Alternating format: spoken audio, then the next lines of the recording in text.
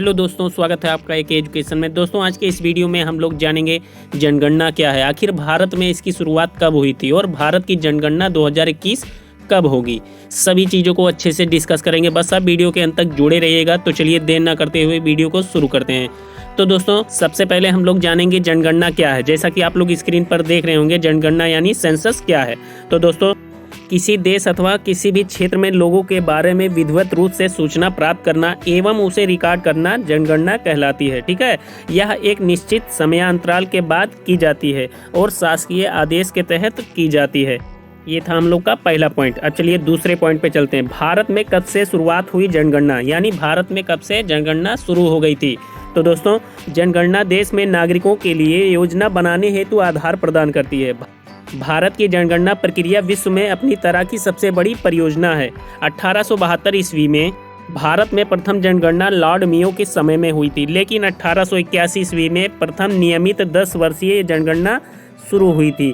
उस समय भारत के वायसराय लॉर्ड रिपन थे। 2011 तक भारत की जनगणना 15 बार की जा चुकी है। चलिए नेक्स्ट पॉइंट पे चलते हैं दोस्तों। भारत का जनगणना 2021 यानी 16वीं जनगणना कब तक होगी। तो दोस्तों, वर्ष 2021 की जनगणना देश की 16वीं और स्वतंत्र भारत की 8वीं जनगणना होगी।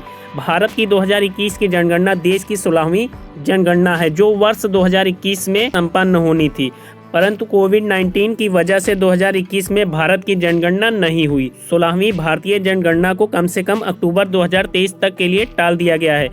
2011 में हुई 15वीं भारतीय जनगणना ने 1931 के बाद पहली बार सामाजिक, आर्थिक और जाति की स्थिति के आधार पर जनसंख्या का अनुमान लगाने का प्रयास किया। चूँकि यह उत्तरदाताओं के जवाब दर्ज करने पर आधारित थी, इसके चलते लाखों जाति उपजाति श्रेणियां बनी।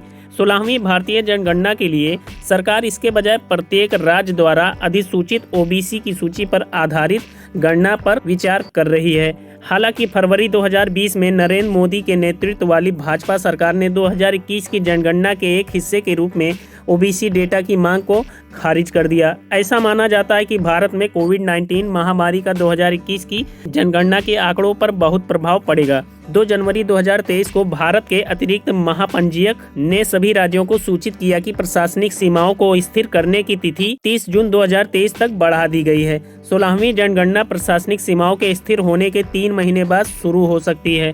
इसके 2 चरणों में होने वाली जनगणना को पूरा करने में कम से कम 11 महीने लगते हैं। इसके लिए 2023 या 24 की शुरुआत में इस दशकीय जनगणना के पूरा होने की संभावना से इनकार किया जाता है, क्योंकि अप्रैल 2024 में आम चुनाव होने हैं। तो ये थी जनगणना से संबंधित कुछ महत्वपूर्ण बातें। तो दोस्तों, ऐसे ही एजुकेशन से रिलेटेड वीडियो और न्यूज़ अपडेट पाने के लिए मेरे चैनल को लाइक, शेयर, सब्सक्राइब करना ना भूलें। धन्यवाद दोस्तों।